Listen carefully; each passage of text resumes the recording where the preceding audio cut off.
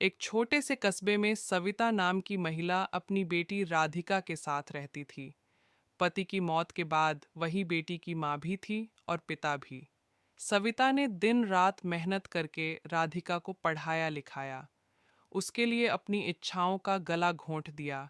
कभी नया कपड़ा नहीं लिया, कभी स्वादिष्ट खाना नहीं खाया, बस बेटी की खुशी और भविष्य में सब कुछ झोंक दिया।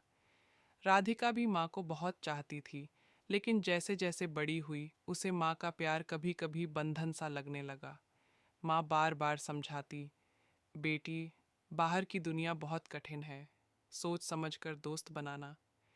पर राधिका को लगता कि माँ ज़रूरत से ज़्यादा रोक टोक करती है। समय बीता। राधिका कॉलेज चली गई। पढ़ाई में बहुत तेज थी, पर माँ की सादगी और पुरानी सोच उसे खलने लगी। एक दिन गुस्से में उसने कह दिया, माँ, आप हमेशा मुझे समझाने लगती हैं, मुझे अपने फैसले खुद लेने दीजिए। आप नहीं समझेंगी इस ज़माने को। यह सुनकर सविता के दिल में जैसे किसी ने छुरा घोंप दिया हो, मगर उसने कुछ नहीं कहा, बस मुस्कुराकर बोली, ठीक है बेटी, तुम जैसी हो मुझे वैसे ही प्यारी हो। राधिका अपने सपनों में खोती गई और माँ की हालत बिगड़ने लगी। उसने कभी बेटी को बोझ नहीं बनने दिया। दवा के पैसे भी बचाकर बेटी की किताबें खरीदती रही। एक दिन जब राधिका कॉलेज से लौटी तो उसने माँ को खाट पर पड़ा पाया।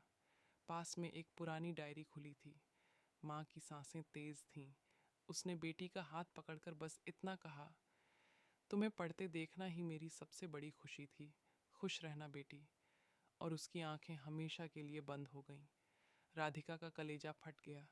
कांपते हाथों से उसने माँ की डायरी उठाई।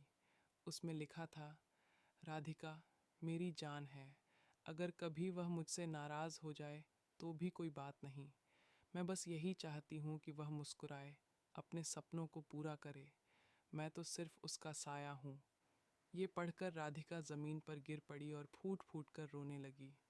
उसे एहसास हुआ कि माँ का प्यार कभी बोझ नहीं होता, बल्कि वही तो एक बेटी की असली ताकत होता है।